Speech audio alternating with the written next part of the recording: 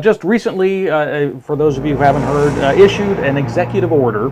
This was on Tuesday, a couple days ago, that aims to increase the number of background checks to buy guns, promote better and more secure firearm storage, ensure U.S. law enforcement agencies are getting the most out of a bipartisan gun control law enacted last summer. Basically, the executive order directs the Attorney General to increase background checks by cracking down on gun sellers who don't perform them when required, with the goal of moving us as close as we can to universal background checks without new legislation. So that's the key, really, right there. Biden's wanting to, since the legislature, they won't move forward with any of the stuff he wants to do. He just wants to do the stroke of a pen. Wants to circumvent the process outlined in the Constitution. Yep, wants to circumvent the process and essentially have the Attorney General do as much as possible to make it to where background checks have to occur. Now, right now, if you buy a firearm from a gun store, you have a background check that's done. It's anyone who's bought a firearm. This is the standard, process. But if you buy a firearm from a private person, like at a gun show, or even just like you know somebody who has a firearm and they don't want it anymore, and they offer to sell it to you, so you buy it from them.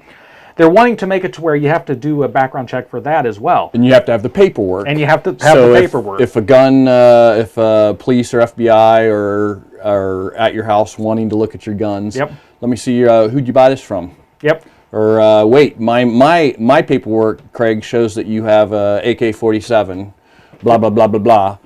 Do you have it anymore? You say no. You say you sold it to your cousin. Right. They want the information. Where's your paperwork on that? They want the paperwork for that, so then they can then go to your cousin and see if they actually have it. That's right. And so how are they going to do this? Well, what they're wanting to probably try to do, and there again, it's an executive order that basically says go forth and conquer and do this. Well, there's no legislation that's been put into place, so they're going to try to do things like change the definition of by clarifying as appropriate, their words, the statutory definition of who is engaged in the business of dealing in firearms. Because if you're determined to be engaged in the business of dealing in firearms, then you have to become an FFL to get basically anybody license. That sells or gives a gun away is that gains a profit. You are an FFL license at that point, and you need to. Well, that you have to become a licensed dealer, and then you have to fill out the paperwork. Nice and stuff. end around. So that's probably what they're going to try to do. This is a huge. It's unconstitutional. It's completely throws the legislative process under the bus. It's a mess all the way At this around. point where we're at, Craig, throwing that it's unconstitutional out there, they couldn't give a rat's ass. They could care less. They have trampled over the Constitution. We should not rest easy, folks, that this is unconstitutional. That meant something 10 years ago, or maybe even 5 years ago. But lately, as you guys can tell, it does not matter. There's enough leftist attorneys and prosecutors and judges that are out there. If it gets in the right courts, they'll bypass the whole thing about is it constitutional or not because of the where the left wants to go with this. Yes. Their end game is at all costs. Yep. No matter what it takes. And lately, the courts, from the scorecard, so to speak, the pro-gun movement has actually had more wins than the anti-gun people. But the left is more than willing to go ahead and just keep throwing stuff at the wall just to see what sticks. And this is just one of them. That's one of their things that they're trying to push here is that throw make the 2A, the Second Amendment, gun rights activists and gun rights groups keep throwing money at the courts and the lawyers, make them spend all their money defending these obscene executive orders and laws and all this stuff. Make us just go bankrupt fighting these things until it's a war of attrition, basically. Who's going to last the longest? Yeah, we could win every battle and still end up losing the war. That's right. So in addition to that, that was actually one of the worst ones, but they're also wanting to improve public awareness of red flag laws and basically encourage governments and jurisdictions and municipalities to basically do more of those. And red flag laws, they're not just a violation of the Second Amendment. There's no due process. It removes all of that. It violates several different constitutional rights. We're going to get into that, Craig, a little later. That'd pretty be heavy. Good. Another thing that they're wanting to do is address the loss or theft of firearms during shipping. There has been a huge increase in thefts of firearms. Some of that, interestingly enough, is because a couple years ago they mandated additional mailing requirements for firearms and ammunition. So now you basically have to put on the outside of the package that this is a firearm. This is a gun. Yeah, this is a gun, or this is ammunition. So it doesn't take a genius to realize, hey, I bet there's a gun in that package. So, you make it more a crime of opportunity, and you make more opportunities, you're going to get more crime. I got a real question. So when they're shipping guns, is there can they send it FedEx or Amazon or... Amazon doesn't sell it, but can they ship it via UPS to an FFL? Is that how guns get to, or is there a special No, it used carrier? to, except for the fact that UPS and FedEx, they're starting to get some weird rules.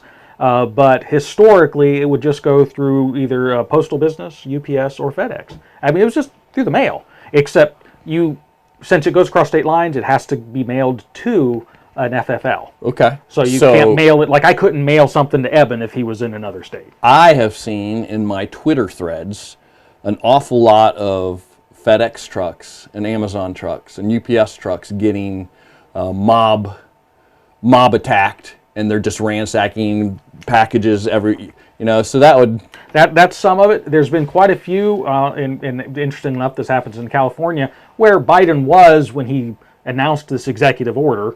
There's been an awful lot of thefts off of railway shipping, where they've just found just boxes and empty cartons and stuff just littering along the railway tracks. Basically what they're doing is they'll hop these trains, these cargo trains, as they're going through in these areas where they have to slow down, and they'll just hop the train, bust into a rail car while it's moving, start chucking boxes out. Look for the box that says gun. Look for the box that says gun, and then there you go. And so that's a lot of it too. So the entire thing is just a total mess.